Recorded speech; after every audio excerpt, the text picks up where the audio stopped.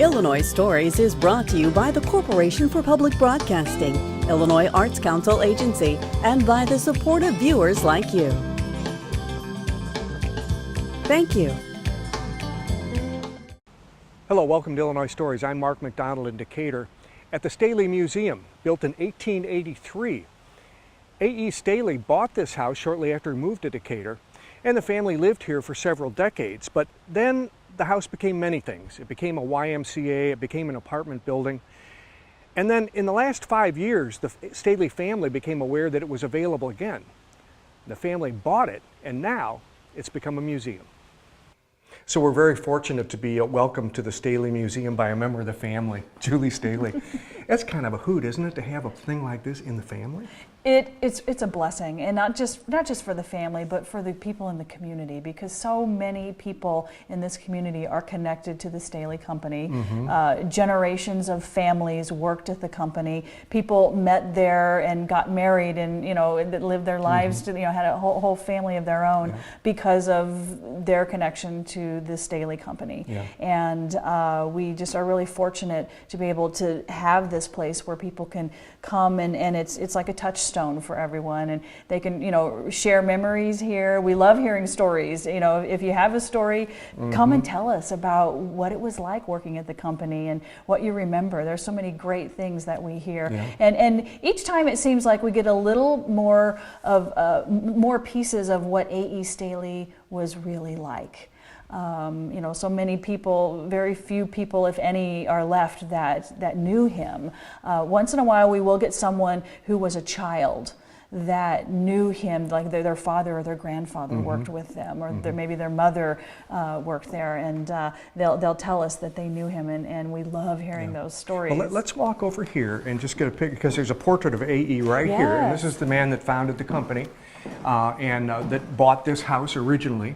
A.E. himself. Now, let's talk, now that we're being led on this tour by a Staley, how do you fit into this family? Well, I'm just an in-law, really. My husband is A.E. Staley's grandson, great-grandson, so Mark Staley. Staleys are still here. So, okay, your husband is Mark, that's and right. he's a great-grandson? Yeah, so this is his great-grandfather. Okay. And it was really kind of interesting that this house became available just in the last few years, right? And then you all sort of had a brainstorm and said, why don't we get a hold of it? I don't know what we'll do with it, but let's get it, right? Exactly. We did not know at all that anyone was living in it, let alone renovating it and taking care of it. The family that was here really loved this home and took great pride in this home, and that's what it really needed. It needed some TLC, because through the years it had been a little worn and a little weathered. There had been many people in and out. Well, it had a tough time. I mean, it at one time was donated to the YMCA, is that right? Okay, so that's going to get a lot of wear and tear. Right. And then it went through different ownerships, became apartments at one time. But then somebody who really wanted to see this house in its original condition bought it and brought it back. Exactly. And we're very thankful for that. But we did not know that was happening until they were ready to sell it. They wanted to kind of downsize and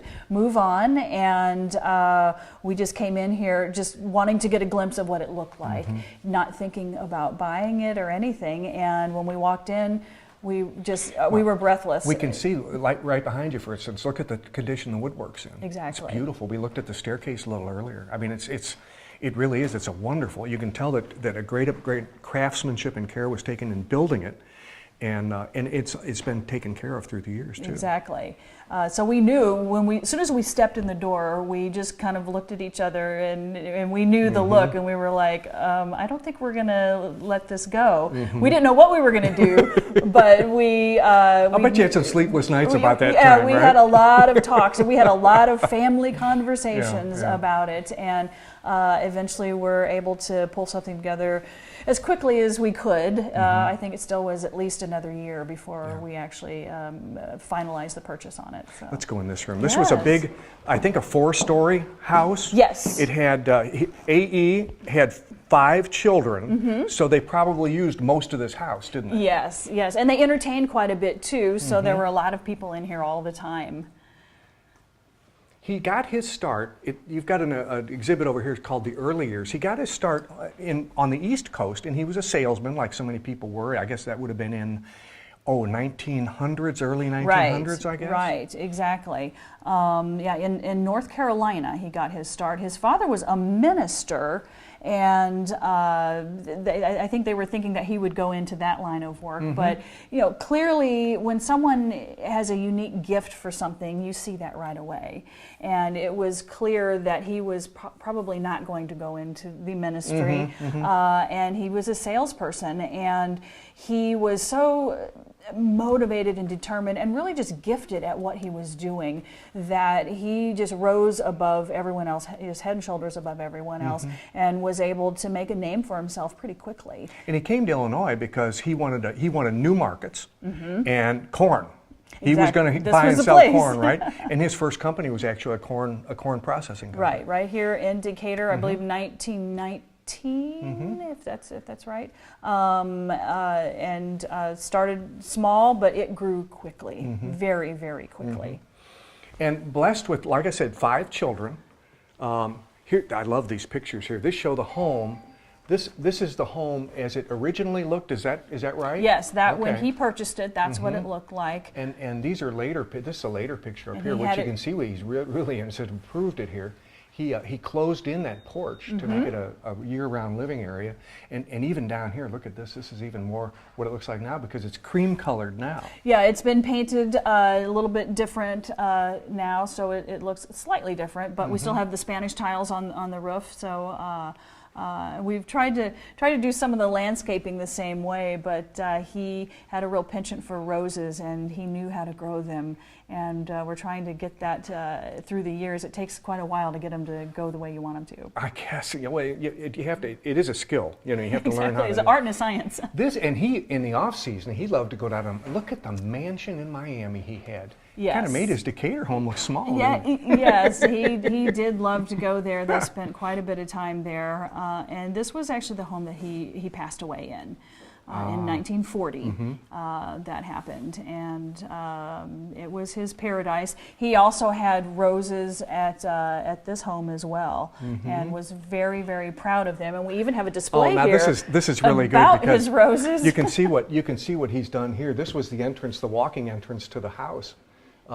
That's this house, isn't it? Yes. And look yes. at that. Boy, you wouldn't want to get too tall. You'd get stuck. Back then, people, I guess, weren't as tall as we are today. But they were kind of his pride and joy, and he really enjoyed that. But like I said, we're trying to maybe grow some like that, but we almost have to have a full-time gardener just to take care of it. Wouldn't that be great?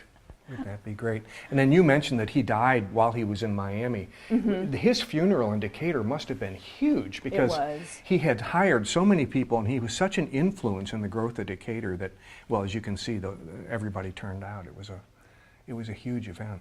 Yeah, it certainly was. It certainly was. So many people wanted to pay their respects to him, and I think it was something that really showed how fond everyone was of him. Yeah.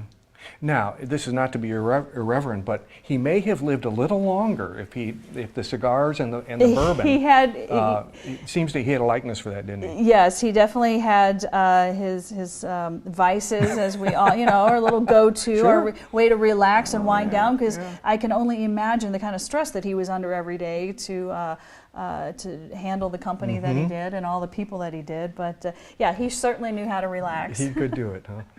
Now, this is a beautiful home, but you've got it stacked with all kinds of information. But I mean, if you can imagine, if this home were arranged as a living area, how comfortable it would be.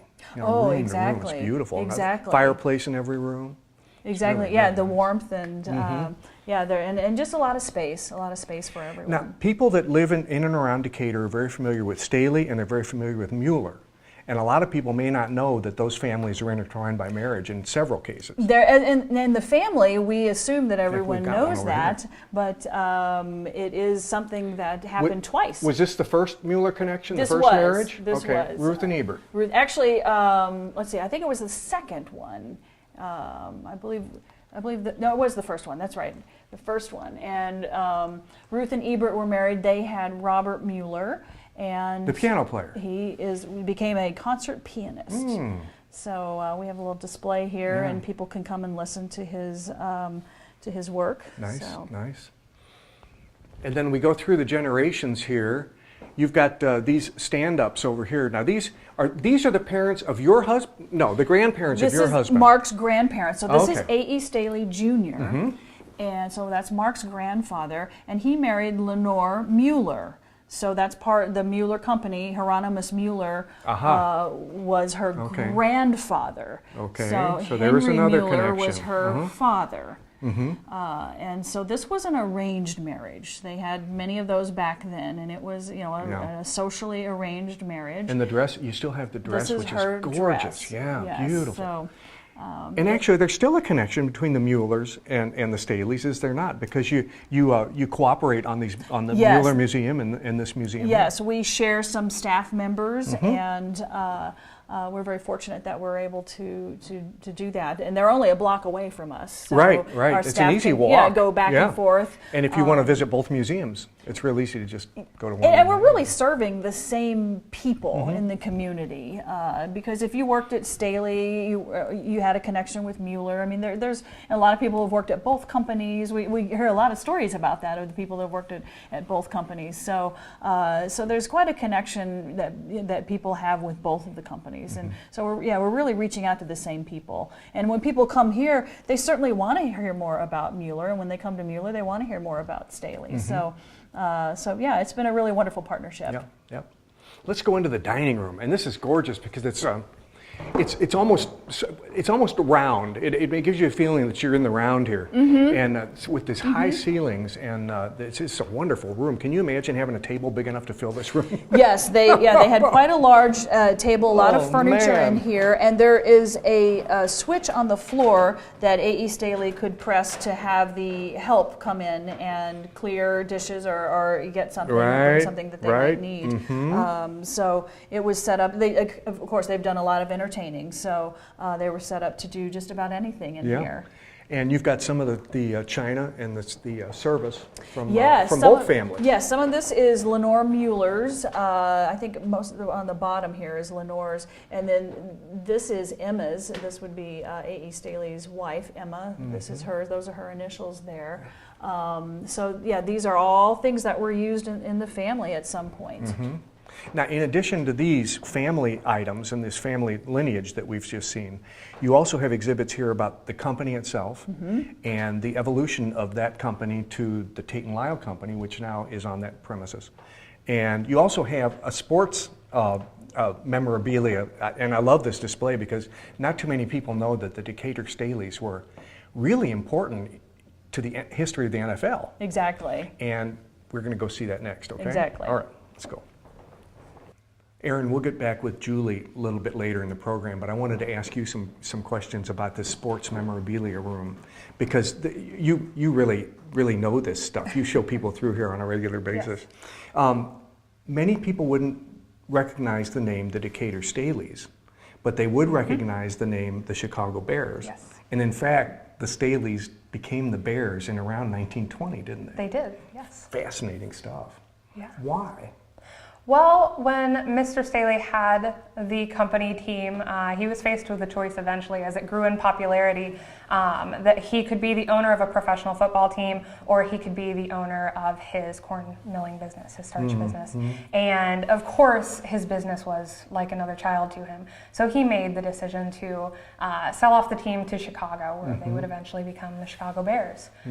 Because of course, you can't imagine giving up your child, you know. So the team left. And they went on, of course, to build the NFL and, you know, the beloved leagues that we watch every Sunday. We have this huge picture behind you, and right in the very front row in the middle, it says Hallis. Yes. Is that George? That is George Hallis, yes. Wow.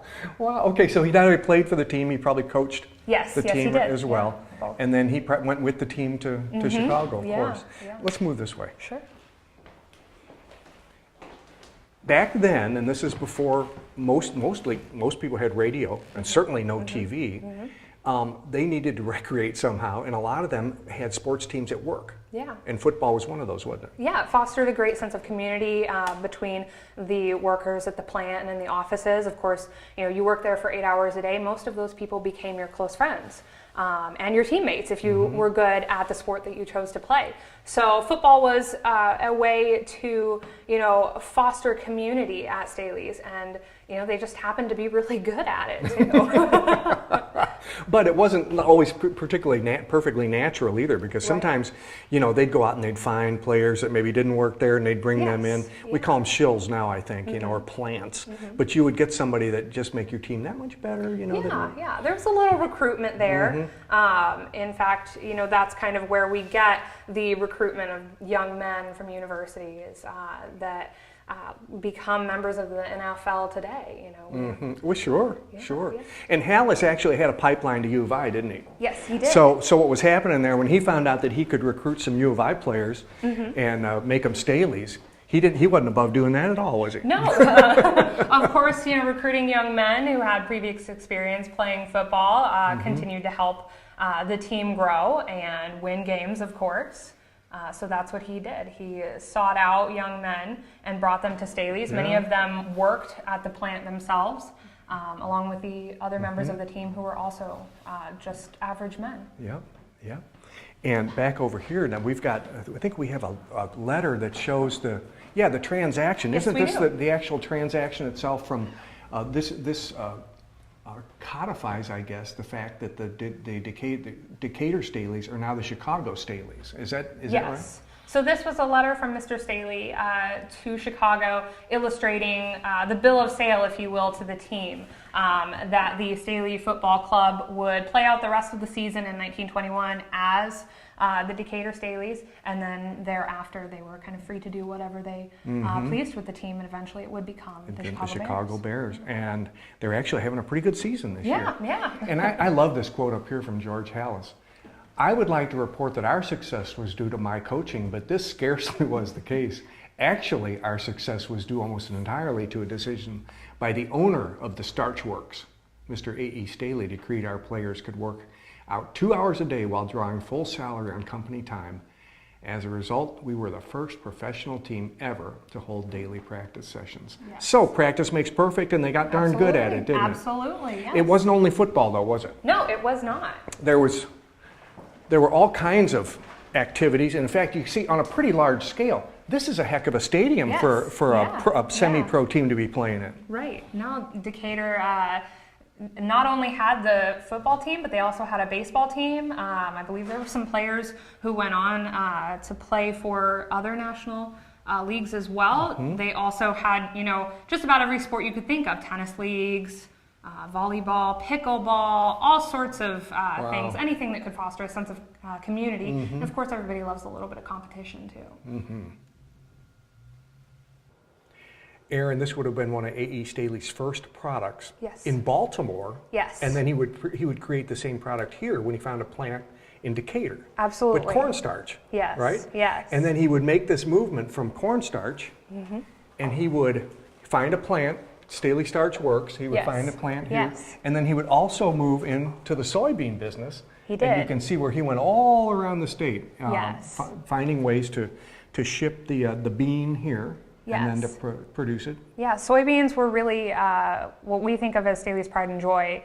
So on that map, all of those little stops that you see, the little dots, represent places where he took a train car called the Soil and Soybean Express, and he educated farmers and individuals on what he believed and his company believed could be the possibilities with soybeans. And essentially, there was no market for soybeans in the United States at that time. So he had to educate people to, plant them in the first place. Why would a farmer plant something that he didn't think he could get a profit convince them that off they had of? a market for Yes. it. So his way of doing that was traveling almost the entire length of Illinois to educate these people on the possibilities. And you mentioned the railroads. We can look at this Yes. right here, and you can see that without railroads, the company would not have been able to grow the way it did. Absolutely. Yes. And of course, he probably had spurs from every railroad in the state going into Yes, Decatur he did. for Staley. Yeah, railroads were incredibly important for the Staley Company. People see the lovely products with the great labels and names. They think that that's what the company made, but the reality is that Staley sold in train loads and truckloads of products, not necessarily the little boxes that we would find in the grocery store. And it's still that way. Absolutely, I mean, with both ADM and Tate and Lyle, it's still it's massive, massive amounts of produced material. Yes.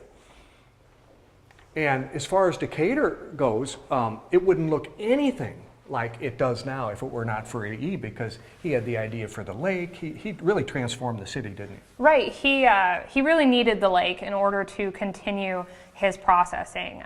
You know, these plants need a lot of water, and at the time, the river that was the Sangamon just didn't have enough. It wasn't close enough. He needed a lake. So what he did was he convinced the city and such to allow him to build a temporary dam so that he could create his pump house that would pump quite literally thousands of gallons to his plant daily while the lake was being constructed. I think we just saw that Johnny Weissmuller, who played Tarzan and who was an Olympic star, swam in Lake Decatur. He did.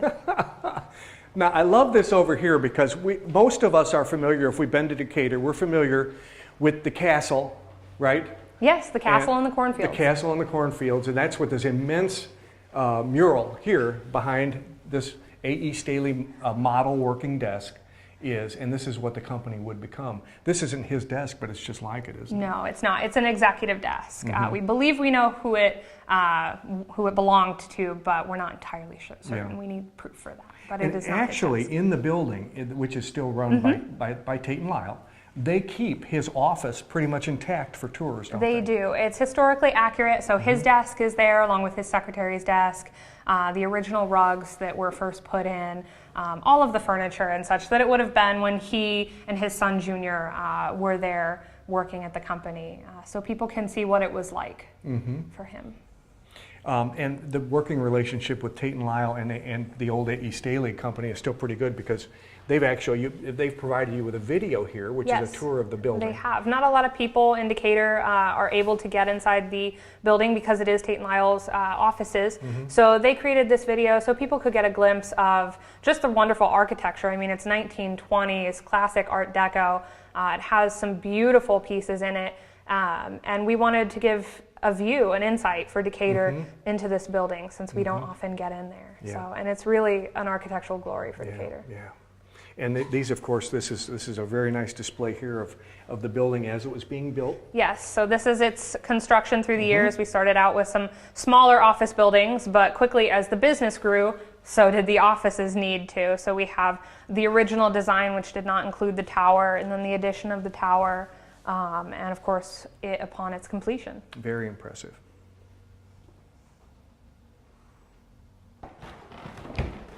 Julie, these stairs are kind of, they make a lot of noise. They squeak and they make a lot of noise because they're really old. They have a lot of history. They've had a lot of people the stairs walk on them. tell a lot of stories. That cut glass back there is just beautiful. It's breathtaking. Man. It really is. It's something you really don't see when you see stained glass, but you don't see this clear glass. I it's know. Gorgeous. Thank you for letting us up here because this is not part of the tour. It's not. But it does give people a sense of what this house was like, and when it was built back in 1888, I think. And yes, they're very personal space. These are the bedrooms. And this would have been a room that actually separated the two bedrooms, right? A.E.'s master was in here. We believe this was his sleeping area, and then Mrs. Staley had this as a sleeping area, and they each had their own bathroom, and then this would have been a common space. Maybe a lounge or a dressing area. If you need your space, it just gives you that much more space. You know what, husband and wife sometimes just doesn't need a little bit of that's right. personal time. These floors are, I don't know if this parquet or what it is, but it's just beautiful. And fortunately, probably somebody had this carpeted for several generations because it's in terrific shape. That could have protected it. Yes, there's so many beautiful patterns of parquet in this house, and all of it is original. We've had some pieces that have had to be redone, but for the most part, it's all original. So we're really thankful that we can have this in its pristine state. Yeah. Well, best of luck moving forward. I know you just had some work done because you had a lightning strike here recently, so there's some repairs going on, and that's why the museum's not open right now. But thank you. It was a pleasure having somebody from the Staley family show us through. Thank you so much for being here. We're glad we could share our story terrific. with someone. And for your information, now the Staley Museum is not open presently, but they hope to have it open before the end of the year when they get these repairs done. With another Illinois story in Decatur, I'm Mark McDonald. Thanks for watching.